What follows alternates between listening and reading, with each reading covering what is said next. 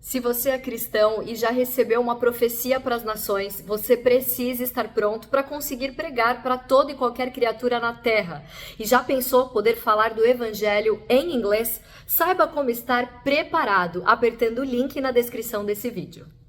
Então você abre a sua Bíblia rapidinho, aí, livro dos Juízes, capítulo de número 6, a partir do verso 1, eu quero só fazer uma reflexão com vocês, até porque eu acho que o ambiente aqui bíblico é bem parecido com tudo aquilo que nós estamos enfrentando, então eu vou ler bastante, mas vou falar pouquinho. Vamos lá. Porém os filhos de Israel fizeram o que parecia mal aos olhos do Senhor, e o Senhor os deu nas mãos dos midianitas por 7 anos. Prevalecendo a mão dos midianitas sobre Israel, fizeram os filhos de Israel para si, por causa dos midianitas, as covas que estão nos montes, e as cavernas e as fortificações. Porque sucedia que, semeando Israel, subiam os midianitas e os amalequitas, e também os do Oriente contra eles subiam. E punham-se contra eles em campo e destruía a novidade da terra até chegarem a Gaza, e não deixavam mantimento em Israel, nem ovelhas, nem bois e nem jumentos, porque subiam com os seus gados e tendas, e vinham como gafanhotos, e em tanta multidão, que não se podiam contar, nem a eles, nem aos seus camelos, e entravam na terra para destruir.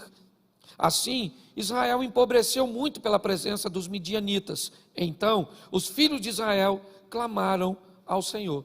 E sucedeu que, clamando os filhos de Israel ao Senhor por causa dos midianitas, enviou o Senhor um profeta aos filhos de Israel, que lhes disse: assim diz o Senhor Deus de Israel, do Egito eu vos fiz subir e vos tirei da casa da servidão, e vos livrei da mão dos egípcios e da mão de todos quantos vos oprimiam, e os expeli de diante de vós, e a vós dei a sua terra. Então, muda para o 11 aí. Então o anjo do Senhor veio, assentou-se debaixo do carvalho que está em Ofra, que pertencia a Joás, a Birezita, e Gideão, seu filho, estava malhando o trigo no lagar, para o pôr a salvo dos midianitas. Feche os seus olhos. Senhor nosso Deus e Pai, em nome de Jesus, nós queremos continuar ouvindo a Tua voz. Fala conosco, usa-me como um canal de bênção nesta hora, em nome de Jesus, amém, glória a Deus, amém. A primeira coisa que eu quero chamar a sua atenção para o texto, é que na maioria dos textos do Velho Testamento, você não vai encontrar nenhuma honra e nenhuma expressão de atividade satânica. Todas as vezes que o mal for aparecer no Velho Testamento, ou a grande maioria deles, você sempre vai ver o Senhor sendo designado como o autor do mal. Isso era uma prática muito comum, certo, no Velho Testamento. O espírito mau que atormenta Saul, ele vem da parte do Senhor. É o Senhor que endurece o coração do faraó, e não há expressão de que quando Moisés desce ao Egito, certo, para negociar com o faraó como um estadista, não há nenhuma expressão de uma ação satânica. Sempre é muito claro no texto bíblico que é Deus que endurece o coração do faraó. Eu confesso a vocês que aprecio muito mais esse cenário do Velho Testamento no que diz respeito a essa tônica do que do Novo Testamento. Eu acho que muitas vezes nós vemos a manifestação direta de Satanás, sim, explícita no Novo Testamento, provavelmente porque o Filho de Deus estava pisando nessa terra. Então, já aqui o Cristo estava pisando aqui, me parece que isso deu margem para que o inimigo também fizesse isso de uma forma explícita e mais clara. Mas eu confesso que a Bíblia nos diz que aqueles que pertencem a Deus, o maligno não lhe toca. Então muitas vezes oferecemos muito crédito ao mal. Muitas vezes nós expomos muito a ação maligna. A Bíblia diz que os anjos do Senhor acampam-se ao redor daqueles que o temem, mas que Satanás está ao derredor. Me parece que o inimigo precisa de um voucher, ele precisa de uma autorização, ele precisa de um ingresso para entrar na nossa família, para entrar nos nossos negócios, porque nós somos capazes de blindar tudo isso, mantendo uma comunhão com Deus, uma afinidade, um estreitamento de relacionamento para com Deus. E nós estamos diante de um texto que fala de uma grande crise, que trouxe medo, trouxe isolamento social. Nós estamos olhando para um texto que descreve muito bem o ambiente que nós estamos inseridos na atualidade. O texto diz que os midianitas, eles entram durante 7 anos com o propósito de destruir a economia do povo, fazer com que houvesse um empobrecimento, fizesse com que aquele povo que podia caminhar livre, que podia ter liberdade, se escondessem em covas, em cavernas, porque todas as vezes que eles marchavam com um nível de destruição muito alto, e preste atenção, era muito mais do que uma destruição financeira, era uma destruição moral, era uma destruição e um caos emocional, porque se quisessem destruir, teria feito isso logo no início, entrava com seus exércitos e matava toda a nação. Só que eles não queriam matar a nação, eles queriam usar a nação como um subproduto para eles. Eles produziriam durante um ano, e assim que estivesse um ambiente de colheita e de armazenamento, eles programavam uma invasão, mas não matavam as pessoas, iam embora com todos os recursos que eles tinham construído durante esse período. Então você imagina, eles plantavam para o filho dos outros comer, eles plantavam para que os outros prosperassem. Por final, eles buscavam cavernas, covas, um ambiente onde eles conseguissem se esconder, se isolar, por causa do medo. Era isso. E nesse ambiente, Deus vai enviar recursos. Nesse ambiente, o povo volta o seu coração para Deus. E Deus é misericordioso. Deus é bom. E quando o povo clama a Deus, Deus manda um profeta, que vai exatamente, debaixo do carvalho que está em Ofra, que pertencia a Joás o Abirezita, onde seu filho Gideão está malhando o trigo no lagar, para o pôr a salvo dos midianitas, como diz o texto. Preste atenção, Gideão também é alguém que está com medo, é alguém que tem sofrido os danos, o empobrecimento. Gideão é alguém que tem visto e vivido todas as dificuldades, como todos os demais. Porém, apesar do lagar ser um ambiente para beneficiar uvas, malhar o trigo no lagar é algo extremamente desajeitado, incoerente. Para malhar o trigo, ele precisava de um espaço maior, de uma condição mais favorável. Mas ele não tem isso. O que ele tem é um lagar. E me parece que Gideão vai ser escolhido, não porque Deus tem privilégios, não. Eu tenho aprendido que a oportunidade ela é basicamente universal. As pessoas é que decidem o que irão fazer com elas. Eu falei aqui esses dias, estava escuro para 12 discípulos, estava ventando para 12 discípulos, o medo tomava conta dos 12, Jesus aparece em cima d'água para os 12, mas um dos 12 diz, eu quero andar sobre as águas. E por que é que os outros 11 não andaram? Porque não quiseram. Se quisesse ir, o poder que Jesus tem, daria suporte para todos eles andarem sobre as águas. Imagine se fossem mais ousados, dissessem para Jesus, já que estamos aqui, vamos embora a pé, andando sobre as águas. Você vai me convencer que na linha do vale de Elá ou de Socó, onde Davi se predispõe a desafiar Golias, isso não poderia ser feito por nenhum outro soldado de Israel? É isso que você quer me dizer? É isso que você pensa? Que se um dos filhos de Saul, ou até mesmo um dos irmãos de Davi, como Eliabe, Abinadab ou Samar, Jonatas, o filho de Saul, que era valente, ou até mesmo Saul, que havia se perdido. Se tivesse tomado a posição que Davi tomou na frente de batalha, não teria ele vencido o gigante? Sim, mas por que é que Davi venceu? Porque ele resolveu pelejar. A dificuldade tem vindo para todos, seja no campo espiritual, emocional ou material. Se você pensa que há um complô do mundo ou da estrutura contra você, você está muito enganado. A proposta do maligno é roubar, matar e destruir. Essa é a sua missão. Qual é a diferença entre as pessoas? É que alguns nutrem e guardam suas forças para conseguir sobreviver a essas adversidades. A maldade está espalhada em todos os ambientes. Ah, pastor, mas Jesus vai voltar e tem que se cumprir tudo isso, tem que se cumprir e vai, mas isso não significa que eu que tenho que abrir uma concessão para aceitar tudo isso, de qualquer maneira. Nós somos um soldado de Cristo, enquanto nós pudermos, nós vamos estar lutando contra o sistema. Posso ouvir um amém da igreja? É isso, é assim que funciona. Apesar de todo aperto, de toda dificuldade, de todo ambiente inadequado, Gideão é alguém que está trabalhando, para quê? Para levar recursos para sua família, num ambiente exposto, não. Ele está num ambiente onde as pessoas não consigam vê-lo, um lagar, um ambiente pequeno, onde seu propósito é malhar o trigo e escondê-lo para alimentar a sua família.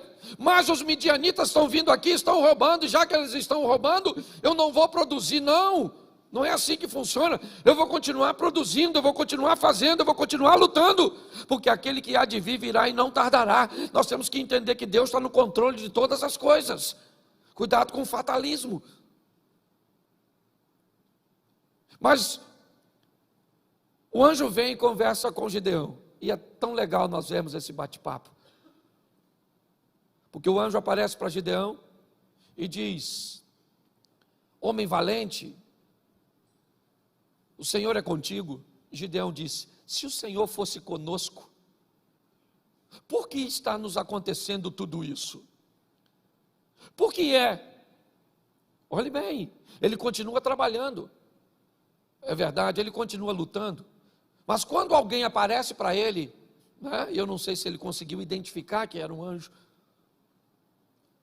mas ele começa a conversar com o anjo e dizer para o anjo, ou para aquele que conversava com ele: se Deus é conosco, por que é que está acontecendo tudo isso sobre nós? Note que a situação emocional, ela também atingiu Gideão. Quando o anjo começa a falar da força de Gideão, ele não está falando da força de Sansão, não, de uma força que se exterioriza para vencer, certo? Para pegar uma queixada, para enfrentar os desafios, para derrubar as colunas do templo. Não, é de uma força interior, de alguém que reúne o restinho de suas forças para plantar e colher em ambiente inóspito, inadequado. É disso que o anjo está falando com ele. Por isso que quando ele é chamado de valente pelo anjo, que consegue ver em Gideão valores que ele mesmo já não consegue enxergar nele. Isso é muito comum na sociedade onde estamos vivendo. Destrua os valores que as pessoas, né, são capazes de enxergar nelas mesmas. Faça com que elas se depreciem. Não goste de seu corpo, não goste de seu cabelo, não goste de seu peso, não goste de suas unhas, não goste de seus olhos, não goste de sua casa, não goste do governo, não goste da polícia, não goste do bairro, não goste de ninguém. Crie um ambiente mental onde a esperança vai embora. Nossa juventude não vai dar em nada. Nossos adolescentes estão se perdendo. Nosso sistema de comunicação está totalmente corrompido. Faça com que as pessoas olhem, esse é o ambiente. Você acha que é diferente daqui para o que nós estamos vivendo agora? Não. Onde nós ligamos e tudo que ouvimos tem a ver com caos, tem a ver com tragédia, tem a ver com problemas, tem a ver com dificuldade. Quando Gideão é abordado por um anjo enviado de Deus, falando sobre uma possível mudança de quadro, Gideão diz: não, se Deus fosse conosco, isso tudo não estaria assim. Deixa eu falar uma coisa para você: Deus está no controle de tudo. Ele é bom e nos dá vitória. Eu aprendi uma coisa: o deserto estava lá, Amaleque, o chefe dos amalequitas, ele planta num ambiente onde não dá nada. Isaac vai plantar perto dos amalequitas, e ali Isaac colhe. As plantações dos amalequitas não sobreviviam, presta atenção, ao solo, aos nutrientes, à água e todas as coisas que elas precisavam. Mas Isaac planta no mesmo solo que Amaleque e colhe num ambiente onde o outro não consegue colher. Se você acha isso injusto, eu vou respeitar você, mas eu aprendi que quem anda com Deus é capaz de colher, de sobreviver e de viver o extraordinário onde outros vão viver escassez. Isso é bíblico. Se você gosta disso ou não, fica para você. Quando nós olhamos, é isso que vemos. Deus é a garantia, sabe? É que muitas vezes o medo parece entorpecer a nossa mente, parece dominar o nosso autocontrole. É Agar achando que vai morrer, o meu menino está debaixo de uma árvore, certo, sofrendo de inanição, e agora, o que vai acontecer? E o anjo aparece e diz: acorda, Agar, olha o poço aí pertinho de você. O texto não nos diz que o poço apareceu. O texto diz que os olhos daquela mulher se abriram para ver algo que já estava lá. Deus está querendo abrir o meu e os seus olhos para que nós vejamos que Ele está conosco neste tempo e que esse ambiente que não é favorável vai ter que nos fazer prosperar e vai ter que nos dar vitória, porque o nosso general é Cristo, Ele está conosco. Então nós temos que mudar essa visão. E é isso que o anjo está tentando fazer com o Gideão. Gideão começa a fazer uma leitura que eu acho muito legal. Ele começa a dizer: a minha família é a mais pobre de Manassés e eu o menor. Gideão começa a olhar para seu contexto e de uma forma muito correta ele faz uma leitura de sua realidade. E a realidade de Gideão diz para ele: cara, você é o mais novo numa cultura onde tudo é depositado no primogênito. Você é uma das menores tribos. E se não bastasse isso, a sua família é uma das mais pobres. Gideão está dizendo: eu não tenho a influência do dinheiro para garantir o meu posicionamento de um líder para subjugar os midianitas. Eu não tenho a força da liderança de um primogênito que teve a escola de treinamento, sendo treinado por seu pai para treinar seus irmãos. Eu não tenho isso. Ele começa a mostrar o quê? Que ele não tem dinheiro, que ele não tem recursos, que as possibilidades de que aquilo aconteça na vida dele são remotas, são basicamente utópicas, surreais, impossíveis. É isso. É isso que esse cara está descrevendo. E com quem que ele está conversando? Com o enviado de Deus, onde o enviado de Deus está dizendo: eu estou levantando você para que você lidere uma revolução. E ele está dizendo para Deus: não vai dar, eu não tenho dinheiro, eu não sou o primogênito, eu sou o menor, não tem como, o senhor deve ter vindo debaixo da árvore errado. É isso que ele está apresentando. O quadro dele é tão ruim, gente, que ele pede não para Deus provar uma vez que está com ele, mas duas. Gideão está olhando e diz: olha, então eu preciso de uma prova. Eu disse: olhe bem, por muito menos a paciência de Deus se esgotou com outros. E por que ela está se prolongando com Gideão? Porque Deus trata pessoas com individualidade, entendeu? E na individualidade, o ambiente é totalmente diferente. São 7 anos de problemas, 7 anos de escassez, 7 anos de humilhação. É isso. É perfeitamente aceitável que as pessoas sejam capazes de mudar e de transformar sua vida em tempos diferentes, porque são treinadas e vivem em ambientes emocionais diferentes. Nós temos aqui na igreja gente que entrou aqui há 2, 3 anos e está muito mais à frente em seu ambiente né, de conhecimento bíblico, em seu ambiente de relacionamento com Deus, do que pessoas que já vieram de 10, 15, 20 anos no Evangelho.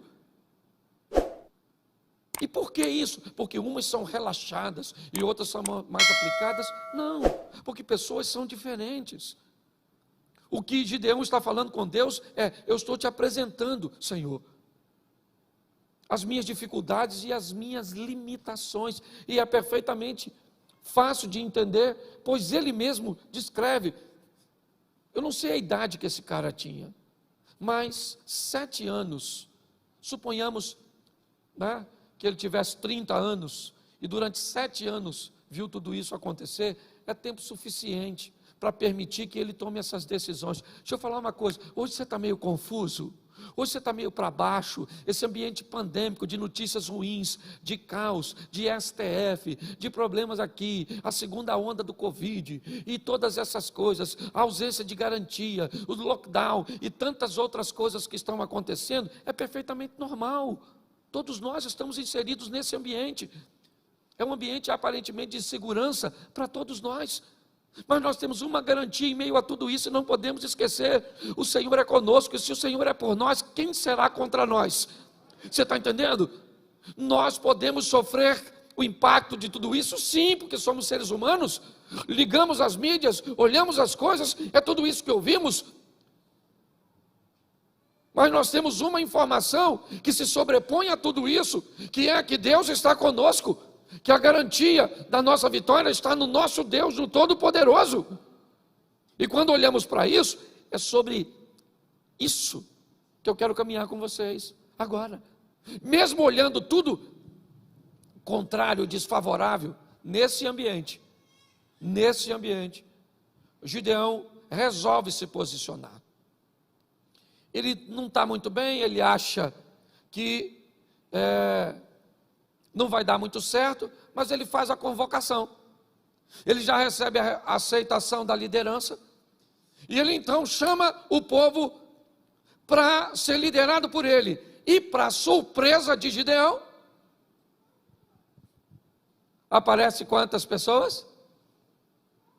Quantas? 32 mil pessoas.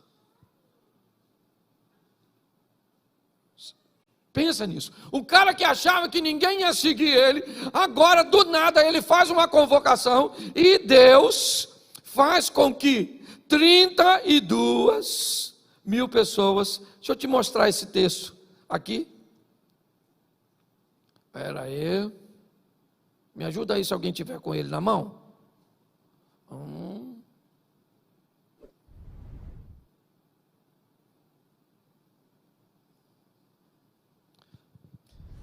Capítulo 7, verso 3. Põe o 3 aqui, que aí fica mais rápido. Agora, pois, apregou aos ouvidos do povo, dizendo: quem for covarde ou medroso, que volte e vá-se apressadamente das montanhas de Gileade. Então voltaram do povo, quantos? Quantos? Quantos? O cara tem 32 mil homens para ir numa batalha. E agora, ele que estava com medo antes, agora ficou corajoso para aceitar o projeto. E quando ele viu aquela multidão de gente, ele falou: agora nós estamos juntos, 32 mil homens.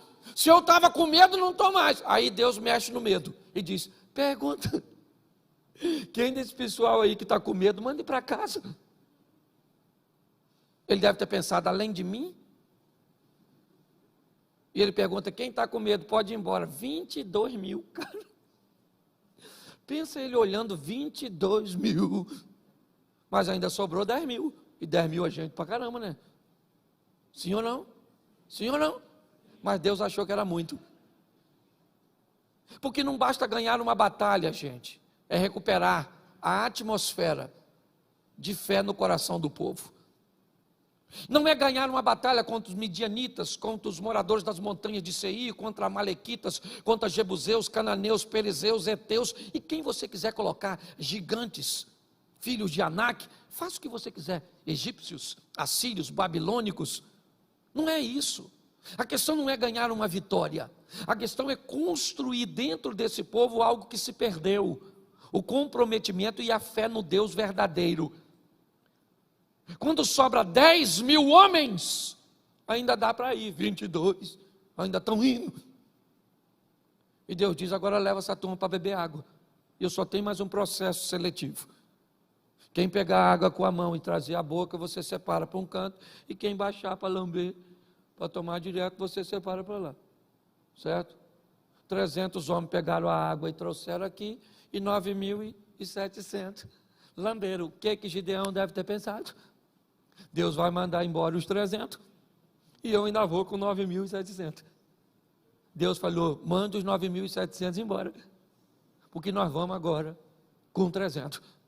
Pô, gente, de 32 mil sobrar 300, me parece que Deus está querendo jogar a fé, que esse pobre coitado está tentando construir, de ralo abaixo.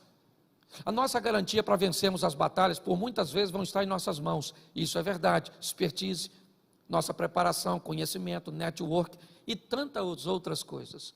Mas tem coisas que as mãos não resolvem, que são os joelhos que vão resolver. Que é no altar que se resolve. Que é na presença do Eterno e na manifestação de Deus. É assim que funciona. O processo, às vezes, pode ser totalmente resolvido por Deus, como a abertura do Mar Vermelho e até mesmo ao Jordão. Mas chega em determinado tempo que Deus diz, agora não é só comigo, eu derrubo os muros e você entra com os soldados e conquista Jericó. Me parece que é um crescimento, é o que nós precisamos viver com Deus, e grande parte de nós, às vezes me parece que não foi habilitada para isso, não foi habilitada. Entenda, em determinados momentos a chave vira, você precisa ir para a próxima fase, você precisa ir para o novo nível, e algumas pessoas não são habilitadas para ir para o novo nível, sabe? Me parece que é como se chegasse um novo aplicativo ou uma nova versão daquilo que você gosta muito de utilizar, você não tem mais condições de fazer o upgrade, sabe, essa passagem para o próximo nível, para viver o incrível, o extraordinário, o sensacional. É com 300 homens que esse cara vai a uma batalha, não para ganhar a guerra, ela é derrota garantida. O propósito de Deus aqui, gente, é outro, é virar a chave na mente daquele povo, é dizer, a partir de hoje, pode se levantar a Amalequita e quem quiser, midianitas, eu vou estar com vocês e eles vão descobrir que se com 300 vocês são capazes de resolver tudo isso, é porque não é a mão de vocês que está dando vitória, sou eu. Nós precisamos colocar isso no nosso coração. A nossa vitória, a nossa garantia, ela vem do Eterno, do Todo-Poderoso. O difícil, o mais difícil hoje, pasme vocês, é criar esse ambiente do up, sabe, essa coisa dessa passagem para o próximo nível, é fazer com que a igreja acredite no que a Bíblia vem dizendo há muito tempo, e pessoas já viveram algo extraordinário e vivem, mas é esse ambiente de caos, deformador, que tem atingido a mente das pessoas. Então passe a canalizar suas forças para a realização de seus projetos, e pare de reunir suas forças para inventar ou para conseguir desculpas para o seu fracasso. Desse ambiente, Gideão ganhou uma batalha, é verdade, mas muito mais que uma batalha cuja qual ele nem teve que pelejar, foi o que aconteceu na mente das pessoas. Nós estamos lutando aqui há muito tempo, para que as pessoas virem a chave. Por isso, a nossa pulseirinha, eu até no banho deixei em casa, Romanos 12:2, certo? Mude sua mente, mude sua vida. Nosso propósito é levar você para a próxima fase da sua vida. Mas isso só é possível se você desejar fazer essa transição. Independente do ambiente religioso que você viva, onde Cristo é o Senhor. Eu vi uma frase essa semana passada que gostei muito. Às vezes, terminando o culto ou falando com a internet, nós tínhamos o hábito de dizer, você que está aí, procure uma igreja mais próxima da sua casa. E alguém me corrigiu e me disse, pastor, quando for dizer isso, diga, procure uma igreja mais próxima da sua Bíblia. Porque tem igreja que está mais próxima da sua casa, mas está muito longe da sua Bíblia. Vamos viver uma vida onde o nome do Senhor seja glorificado através de nós, onde a próxima geração, certo, vai até ler a Bíblia, mas muito mais do que ler a Bíblia, ela vai olhar para a nossa vida. Quando Jesus muda a história do endemoniado, Ele não diz, vá para a sua casa e fale para eles o que eu fiz por você. Vá para a sua casa e mostre para eles quão grandes coisas fez o Senhor por ti e como teve misericórdia de ti.